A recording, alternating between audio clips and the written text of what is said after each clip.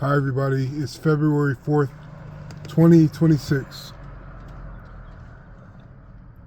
I think I've talked about this before, but in life, winning isn't always exactly winning. The true or the most deepest definition of winning that I could think of is a natural state of being. When you are winning, it isn't like when you are truly winning, it isn't like you actually created that situation or made it happen for yourself.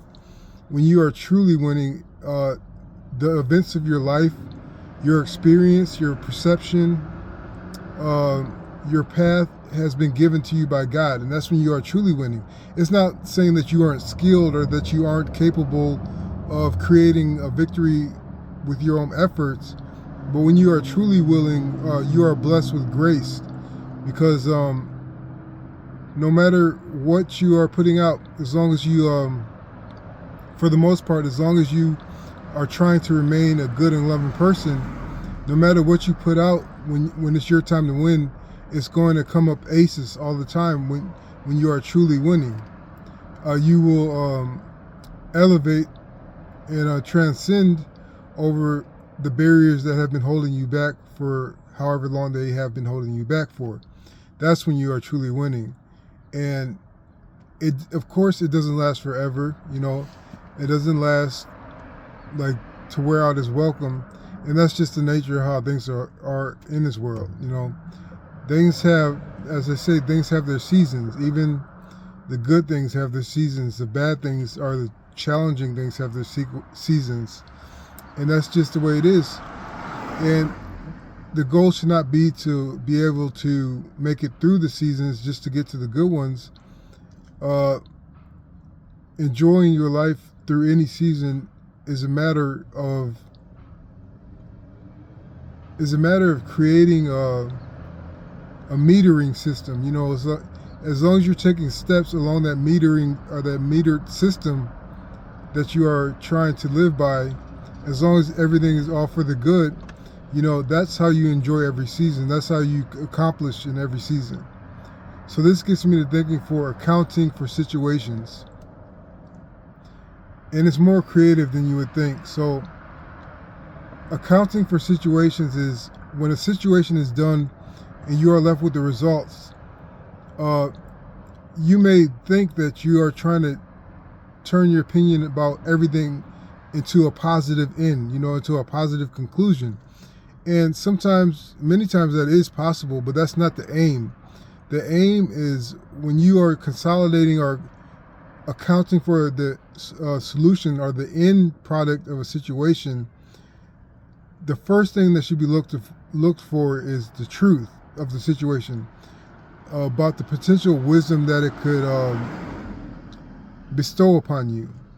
And sometimes there may not be any information of that sort, but that's not a problem. As long as you are thinking in that manner, looking for the wisdom, looking for the lesson, that is conditioning too that will benefit you going forward. So once you find the wisdom from, or the truth from that situation while you're accounting for it,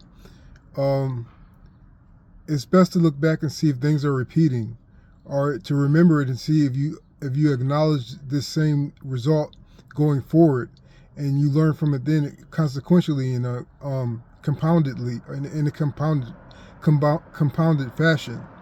So the second thing I can say about accounting for situations is the best practice for this that I have found is to subtract anger, subtract anything that can lead to hate, subtract anything that can lead to selfishness.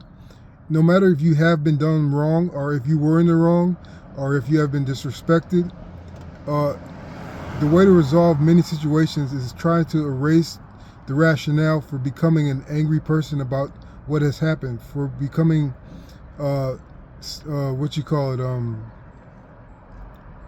for becoming cross for a situation.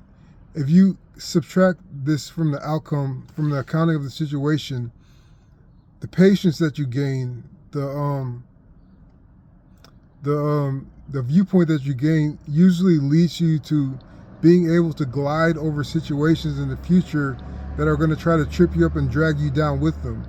As long as you could keep the rationale and the kind of strength to forego being angry and hateful, those snags will escape you in the future, and you'll see how much time you save.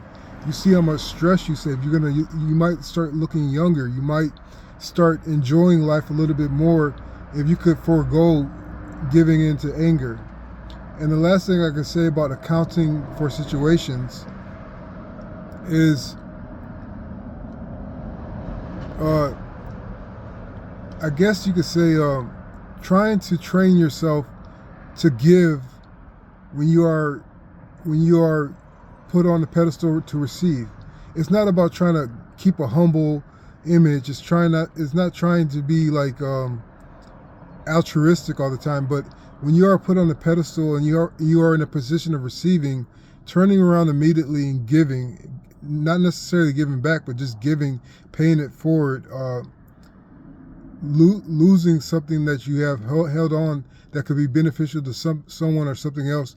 Giving when you are put on a pedestal of receiving, it not only keeps you humble, but it keeps you from sitting on your laurels, thinking that you've won and there's nothing else to do. If you give away something every time you receive, you are throwing out your energy into reality, almost like a fishing line. You know, you're tossing it out, giving, and you will reel in more as long as you keep on throwing things out and giving them instead of receiving and hoarding. And I guess it's obvious to see why receiving and hoarding may not be the most spiritual thing, but just remember, when you are in a situation and you have won, giving is a way to continue that energy that gives back to you. And I don't know exactly how karma works, and I don't know if that's exactly what this is, but it's the giving when you are receiving that furthers the energy of your winning season. So I hope this helps. Thanks.